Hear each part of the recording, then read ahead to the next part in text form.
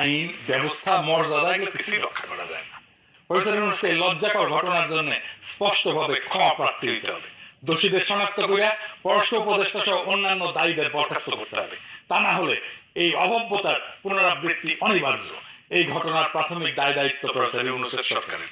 দায় আমি ছাত্র নেতৃত্বকেও দেব। এই সরকার তারাই তৈরি করছে। প্রফেসর ইউনূসের মতো দুর্বল ভীরু মানুষকে বাংলাদেশের সবচেয়ে বড় পলিটিক্যাল ইনস্টিটিউটের দায়িত্ব দিচ্ছে, ক্ষমতায় বসেছে। তাদেরই ভুল রাজনৈতিক কৌশলের কারণে দলটা দাঁড়াইতে পারে না। আমরা আপাতত সেই দিনের অপেক্ষায় থাকি, যেদিন ওদের দাবরানি দেওয়ার মতো নেতা আমরা পাবো, সেই দিন ওদের দাবরানি দিয়া পৃথিবীর সমস্ত শহর থেকে, পশ্চিমের সমস্ত শহর থেকে ওদেরকে উচ্ছেদ করে জয় বাংলা করে দেব। সেই দিনের অপেক্ষা আমরা থাকি। ইনকিলাব জিন্দাবাদ।